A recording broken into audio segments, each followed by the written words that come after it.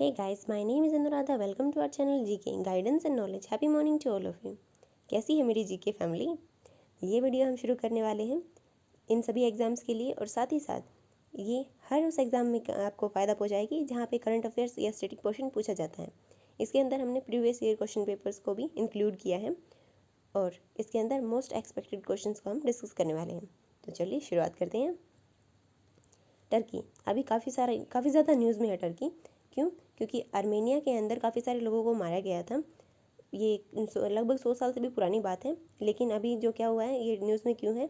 क्योंकि जो बाइडन है हमारे तो नहीं है, अमेरिका के राष्ट्रपति हैं, उन्होंने इसे जेनोसाइड का नाम दे दिया है, आर्मेनियन जेनोसाइड का नाम दे दिया है। वहाँ पे कम से कम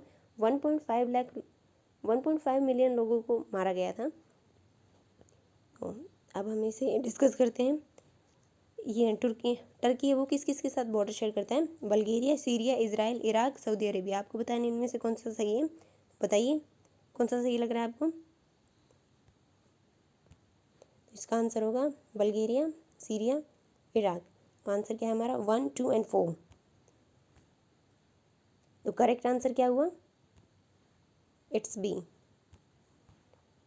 हम देख सकते हैं यहाँ पे ये टर्की है, टर्की को यहाँ पे साइप्रस, बल्गेरिया टच करते हैं, फिर यहाँ पे जॉर्जिया, फिर आर्मेनिया, ईरान, इराक, सीरिया और यहाँ ब्लैक सी है, यहाँ पे मेडिटेरियन सी है, मैरीटाइम बाउंड्रीज भी हैं इसकी साइप्रस और काफ़ी सारे कंट्रीज़ के साथ में। हम देखते हैं आर्मेनिया, ईरान और अजरबैजान है वो उसे ईस्ट से टच करते हैं, जॉर्जिया वो नॉर्थ ईस्ट से, बल्गेरिया ग्रीस है वो नॉर्थ वेस्ट से, इराक है सीरिया है वो साउथ ईस्ट से, टर्की को मैरीटाइम बाउंड्रीज हैं वो Cyprus, Egypt, north Cyprus, Romania, Russia and Ukraine के साथ में टच करते हैं।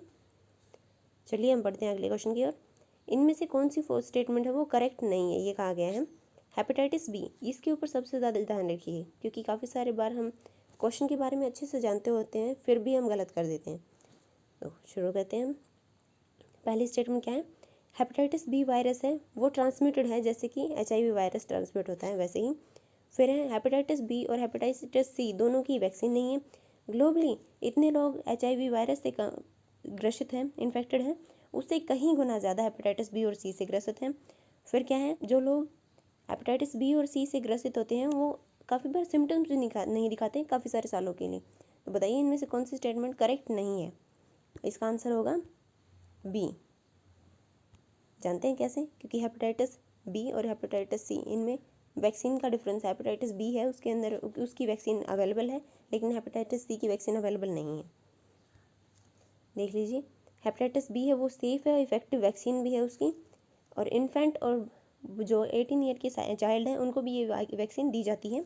और ये एक पहली वैक्सीन है जिसे एंटी कैंसर वैक्सीन भी बोला जाता है क्योंकि ये प्रिवेंट करती है हेपेटाइटिस बी के लिए जो सबसे बड़ा कोज होता है लीवर कैंसर का। फिर हेपेटाइटिस बी और हेपेटाइटिस सी है वो क्रॉनिक हैं, दोनों ही क्रॉनिक कोज हैं, लाइफ टर्म ये लाइफ लॉन्ग इन्फेक्शंस रहते हैं और सीरियस लीवर डिजीज़ होती हैं दोनों ही। हेपेटाइटिस बी है वो मोस्ट कॉमनली किससे मिलता है? मदर से चाइल्ड के अंदर जाता है। और हेपेटाइटिस सी है वो इन्फेक्टेड जो ड्रग होती है, नीडल होती है, उसको बिना साफ़ किए दूसरे के अंदर लगा देते हैं तो उसकी वजह से ट्रांसमिट होता है मोस्टली। यहाँ आप देख सकते हैं पिक्चर हेपेटाइटिस बी की, हेपेटाइटिस सी की, दोनों ही लीवर से रिलेटेड बीमारियाँ हैं। फिर हम नेक्स्ट क्वेश्चन पे चलते हैं। चीफ जस्टिस ऑफ इंडिया के बारे में बताना है। हमारे chief justice of India appoint किए जाते हैं प्रेसिडेंट के द्वारा। कौन से आर्टिकल के अंदर? आर्टिकल 124 के अंदर। इसके क्लोज 2 के अंदर इंक्लूड किया गया है इसे कि वो अपॉइंटमेंट कैसा करना है, और जो क्लोज 4 होता है उससे उसका रिमूवल कैसे करना है ये दिखाया गया है। फिर 48 चीफ जस्टिस ऑफ हमारे हैं इंडिया के NV रमन्ना है। तो ये आप तो जानते ही होंगे, ये दोनों ही स्टेटमेंट करेक्ट हैं। तो हमारा आंसर क्या होगा? सी। ये है हमारे chief justice of India 48 NV Ramana. चलिए अगले क्वेश्चन की ओर चलते हैं। है कि हमारी जो दिल्ली गवर्नमेंट है वो हाइड्रोजन बसेस को चलाने की कोशिश कर रही है ताकि काफ़ी सारी जो प्रॉब्लम्स होती हैं ट्रांसपोर्ट की वजह से, फ्यूल कंबस्टन की वजह से, उसे कम किया जा सके। पब्लिक ट्रांसपोर्ट जैसे बसेस हैं उनको यूज़ किया जाएगा हाइड्रोजन फ्यूल को यूज़ करके, हाइड्रोजन CNG बोल सकते हैं इसके अंदर। इसमें पूछा गया है कि हमें इन सब स्टेटमेंट को कंसिडर करके बताना है। मेन एडवांटेज क्या है हाइड्रोजन की? हाइड्रोजन CNG एलिमिनेट करेंगी कार्बन मोनोऑक्साइड एमिशन को। फिर है हाइड्रोजन CNG है वो फ्यूल है वो रिड्यूस कर देती हैं कार्बन डाइऑक्साइड और हाइड्रोकार्बन एमिशन को। फिर हाइड्रोजन है वो 1/5 मात्रा में मिलाया जा सकता है, ब्लेंड किया जा सकता है सीएनजी के अंदर, बस इसमें फ्यूल के रूप में यूज़ करने के लिए। और हाइड्रोजन सीएनजी है वो लेस एक्सपेंसिव बनाता है सीएनजी को। तो इनमें से बतानी है हमें कौन सी स्टेटमेंट करेक्ट है। आप देख लीजिए आपको कौन सी स्टेटमेंट करेक्ट लगती है इसमें से। हमारा आंसर क्या होगा, 2 और 3 ये दोनों ही करेक्ट हैं, बाकी दोनों गलत हैं। तो हमारा आंसर क्या होगा, इट्स बी। एक्सप्लेनेशन देख लेते हैं हम। हाइड्रोजन इनरिच जो सीएनजी है उसके अंदर ब्लेंड की जाती है वो 18% तक ब्लेंड किया जा सकता है, तो स्टेटमेंट थर्ड है वो करेक्ट हो गई। फिर है कंपेयर कन्वेंशनल जो सीएनजी होती है उसके यूज़ में हाइड्रोजन सीएनजी है वो रिड्यूस कर देती है एमिशन का, किसका, कार्बन मोनोऑक्साइड का 70% तक, 70% तक रिड्यूस कर देती है, 100% तक रिड्यूस नहीं करती है, इसलिए स्टेटमेंट 1 है वो इनकरेक्ट हो गई। और ये ऑल्सो रिड्यूस करती है कार्बन डाइऑक्साइड और हाइड्रोकार्बन एमिशन को, इसलिए स्टेटमेंट 2 सही है। हाइड्रोजन सीएनजी है वो इनेबल कर देती है 5% सेविंग, फ्यूल की जो इफ़िशेंसी है उसकी वजह से क्या है, हमारी जो बसेज हैं उनके इंजन काफ़ी स्पीड अप हो जाते हैं और अच्छे से चलते हैं। ये आप देख सकते हैं टेस्ट किया जा रहा है हाइड्रोजन सीएनजी का यूज़ करके। फिर अगला क्वेश्चन है हमारा, इनमें से कौन सी गैसेस रिलीज होती हैं एटमॉस्फेयर के अंदर जब बर्न किया जाता है क्रॉप्स को, जो रेजिड्यू बचता है पीछे, जो गेहूँ निकालने के बाद पीछे चारा बच जाता है या फिर चावल निकालने के बाद बच जाता है भूसा, उसको जलाने से कौन सी गैस है वो निकलती है, वो बताना है हमें। कार्बन मोनोऑक्साइड होती है, मीथेन होती है, ओजोन होती है या फिर सल्फर डाइऑक्साइड होती है, ये हमें बताना है। तो इसका आंसर क्या होगा कि ये चारों ही होती हैं, तो हमारा आंसर क्या होगा, डी। ये आप देख सकते हैं ऐसे जलाया जाता है, गांव में है उन लोगों को तो लगभग से पता ही होता है कैसे क्या होता है। लेकिन अभी एक पहल की गई है, हैप्पी सीडर नाम की एक मशीन चलाई गई है जिसकी हेल्प से हम इस प्रोसेस को ख़त्म कर सकते हैं, क्योंकि इसकी वजह से काफ़ी ज़्यादा बुरा इम्पैक्ट पड़ता है एनवायरनमेंट के ऊपर और हमारी हेल्थ के ऊपर भी। हम देख सकते हैं carbon dioxide, methane, carbon monoxide, nitrous oxide, sulphur dioxide और काफ़ी सारे अदर पार्टिकुलेट्स हैं जो ह्यूमन की लाइफ को अफेक्ट करते हैं। फिर हमारा नेक्स्ट क्वेश्चन है, वायरस किसे इन्फेक्ट कर सकता है, बैक्टीरिया, फंगी या प्लांट, हमें बताना है। तो स्टेटमेंट 1, 2, 3, पहला ऑप्शन है 1 और 2, फिर है 3, फिर है 1 और 2 ओनली, फिर है 1, 2, 3 तीनों ही हैं। तो हमारा आंसर क्या होगा, इट्स डी, 1, 2, 3 ये तीनों को ही इन्फेक्ट करते हैं। वायरस है वो ऑलमोस्ट सभी काइंड के जो लिविंग बींग्स हैं उन सबको इन्फेक्ट करता है, चाहे वो एनिमल हो, प्लांट हो, फंगी हो, बैक्टीरिया हो या फिर कोई और वायरल इन्फेक्शन हो। किंगडम्स हैं, ये प्लांट हैं, ये बैक्टीरिया हैं, ये एनिमल हैं, ये फंगी हैं, ये फिफ्थ है, और वायरस इन सभी को इन्फेक्ट कर सकता है। हमारा नेक्स्ट क्वेश्चन है, सिटीज़ के अंदर हमारी कंट्री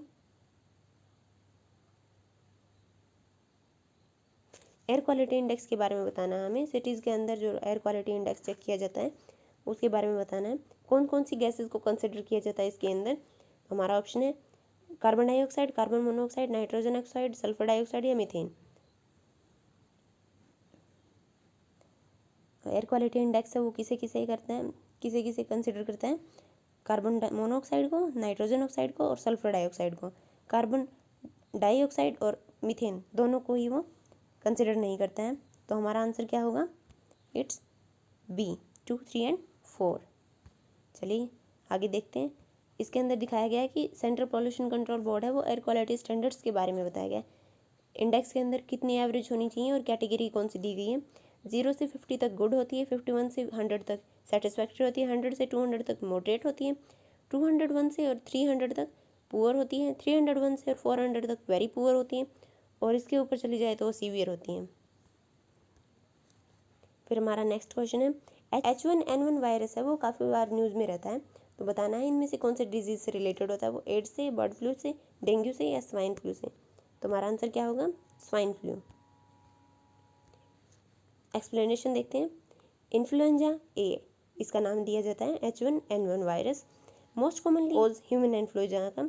जून 2009 में वर्ल्ड हेल्थ ऑर्गेनाइजेशन ने क्या किया था, इसे डिक्लेयर किया गया था न्यू स्ट्रेन स्वाइन फ्लू की ओरिजिन की, जिसे H1N1 नाम दिया गया था। इसे पैंडेमिक के रूप में एक्सेप्ट किया गया था। पब्लिक मीडिया के अंदर इसे स्वाइन फ्लू कहा जाता है। ये आप पिक्चर भी देख सकते हैं। एक जूनोटिक डिजीज़ होती है जो कि इंसानों में फैलती है। जूनोटिक डिजीज़ क्या होती है? जो जानवर से इंसान के अंदर फैलती है। तो ये आर्टिस्ट हैं जिन्होंने मिट्टी के ऊपर इसे दर्शाया है, इसे बहुत क्यूट लग रहे हैं। फिर हमारा नेक्स्ट क्वेश्चन, ये तो मुझे लगता है सबको पता ही होगा, अगर इसे ये भी नहीं पता है तो फिर सबकी पिटाई होनी चाहिए। हम टेक्नोलॉजी के रेफरेंस में बात करते हैं कि डिफरेंस क्या है LTE और VoLTE के बारे में। LTE क्या होता है? लॉन्ग टर्म इवैल्यूएशन होता है, और VoLTE क्या होता है? Voice over long term evaluation होता है। तो हमें बताना है पहली स्टेटमेंट क्या है? LTE है वो कॉमनली मार्केटेड किया जाता है कि वो 3G नेटवर्क है, और VoLTE क्या है?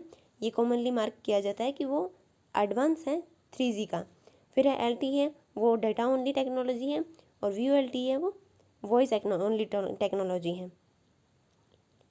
हमें बताना है कि इनमें से कौन सी स्टेटमेंट करेक्ट है, A ओनली, B ओनली, या फिर दोनों ही, या फिर इनमें से कोई भी नहीं। तो हमारा आंसर क्या होगा? D। LTE है वो स्टैंड करता है लॉन्ग टर्म इवैल्यूएशन के अंदर। जनरली LTE है वो कहा जाता है 4G। इसके अंदर काफ़ी सारी अच्छी सर्विसेज मिलती है, लेकिन इसमें प्रॉब्लम क्या होती थी? अगर जब भी बीच में कॉल आ जाए तो आपका इंटरनेट कनेक्शन बंद हो जाता था। लेकिन VoLTE के अंदर क्या है? इसके अंदर voice over long term evaluation होता है। ये सपोर्ट करता है 4G नेटवर्क के साथ साथ कॉल को भी। आप इंजॉय काफ़ी हाई स्पीड नेट भी यूज़ कर सकते हैं, और साथ में कॉल आ जाए तो आपका नेट बंद नहीं होगा। फिर हमारा लास्ट एंड फाइनल क्वेश्चन है, स्वामित्व स्कीम के बारे में हमें बताना है। स्वामित्व स्कीम की फुल फॉर्म क्या है? Survey of mapping with improvised technology in village area. Then Svamitva scheme है वो लॉन्च की गई थी प्राइम मिनिस्टर नरेंद्र मोदी के द्वारा 24 अप्रैल 2021 को। किसके ओकेजन पे? पंचायती राज डे के बारे में। हमें बताना है कि इनमें से कौन सी स्टेटमेंट करेक्ट नहीं है। हमें इसके ऊपर बहुत ज़्यादा ध्यान देना है, करेक्ट नहीं है ये पूछा गया है। तो हमारा आंसर क्या होगा? हमारा आंसर होगा 2। Answer is B only, because ये क्योंकि ये 2020 में लॉन्च की गई थी, ना कि 2021 के अंदर। स्वामित्व स्कीम के अंदर क्या क्या है? ये योजना लॉन्च की गई थी पंचायती राज डे के ओकेशन में। 6 स्टेट के अंदर इसे पायलट बेसिस पे चलाया गया था, और मैपिंग की जाएगी रूरल इनहेबिटेड लैंड की, जिसके थ्रू ड्रोन्स और न्यू टेक्नोलॉजी के थ्रू। टाइटल इशू किया जाएगा बेसिक किसके बेस पे? मैपिंग के बेस पे। टाइटल जो है वो मैपिंग के बेस पे इशू किया जाएगा। स्वामित्व है वो लोगों को आइडेंटिफिकेशन देता है उनकी प्रॉपर्टी राइट्स के ऊपर, और सेटलिंग करता है उनकी प्रॉपर्टी डिस्प्यूट जो रूरल इंडिया के अंदर बहुत ज़्यादा होती हैं, और स्ट्रीमलाइन जो रिवेन्यू कलेक्शन और प्लानिंग के अंदर भी ये काम आएगा। So this it for today. Thank you for listening. Don't